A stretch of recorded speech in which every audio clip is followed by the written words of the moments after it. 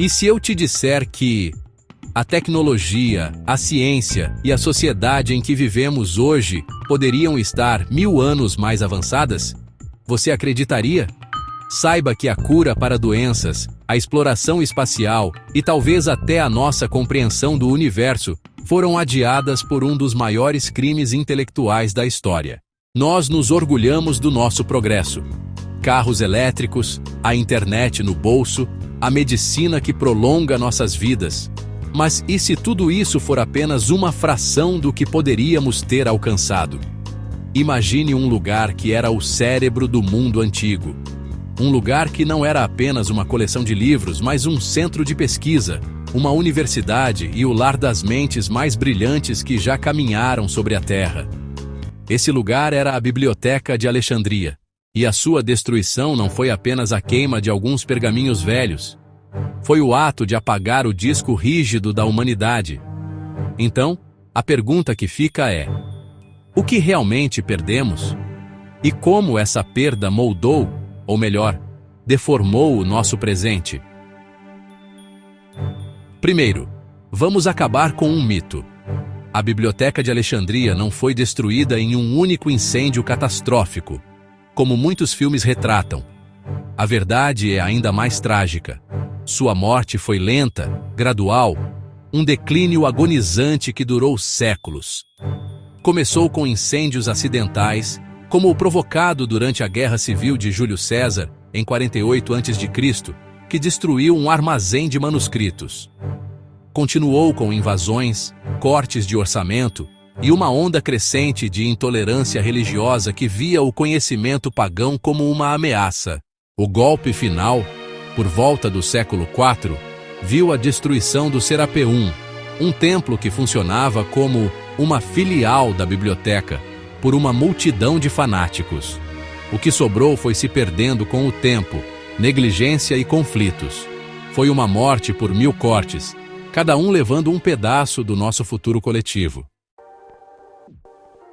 Mas o que havia nesses pergaminhos que os tornava tão preciosos? Não eram apenas histórias e poesias, era ciência de ponta.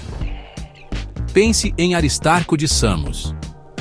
Quase 1800 anos antes de Copérnico chocar o mundo dizendo que a Terra girava em torno do Sol, Aristarco já havia proposto a mesma teoria heliocêntrica. Seu trabalho completo, com todos os seus cálculos e observações? Perdido. Nós só conhecemos sua ideia por meio de citações, em outros trabalhos que sobreviveram. Imagine, se a humanidade tivesse passado quase 2 milênios construindo sobre essa base, em vez de redescobri-la? A viagem à Lua poderia ter acontecido na Idade Média? E que tal a engenharia? Heron de Alexandria, um inventor brilhante, criou a primeira máquina a vapor documentada, a Eolípila. Ele também projetou portas automáticas para templos, fontes que funcionavam sozinhas e até uma máquina de venda automática que dispensava água benta ao inserir uma moeda.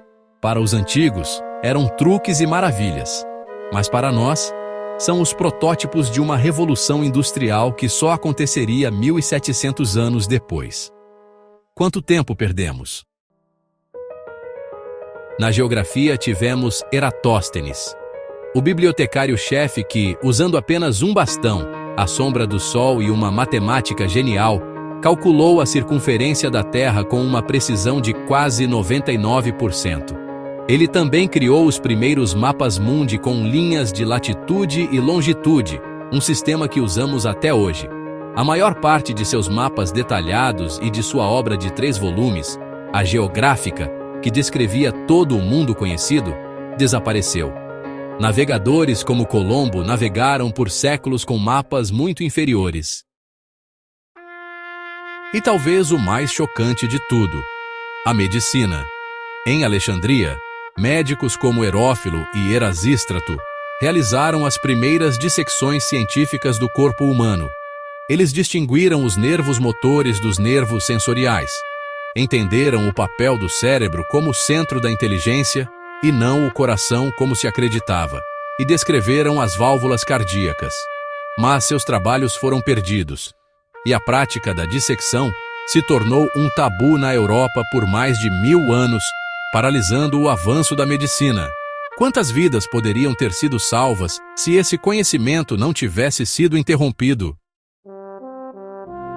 A perda da Biblioteca de Alexandria não foi apenas a perda de fatos e invenções. Foi a perda de um método. A ideia de que o conhecimento de todas as culturas deveria ser reunido, estudado, debatido e expandido em um único lugar. Esse espírito de investigação colaborativa e secular foi substituído por dogmas e superstição, ajudando a mergulhar a Europa na chamada Idade das Trevas. O Renascimento, que celebramos como o despertar da Europa, foi, em grande parte, um esforço desesperado para redescobrir o que Alexandria já sabia.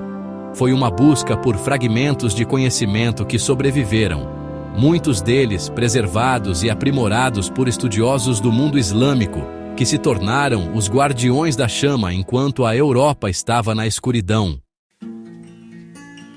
Então, da próxima vez que você usar o GPS no seu celular, pense nos mapas perdidos de Eratóstenes. Da próxima vez que você vir um motor a vapor em um museu, lembre-se da Eolípila de Heron. A destruição da Biblioteca de Alexandria não é apenas uma história sobre livros queimados.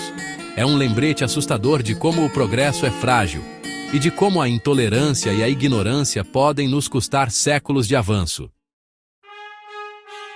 O que você acha que seria diferente no mundo hoje se a Biblioteca de Alexandria tivesse sobrevivido? Deixe sua teoria aqui nos comentários. Vamos debater essa história fascinante. E se você gosta desse tipo de curiosidade, que te faz questionar a história que conhecemos, não se esqueça de curtir o vídeo e se inscrever no canal, porque se eu te disser que os próximos vídeos estão ainda mais intrigantes, você acreditaria?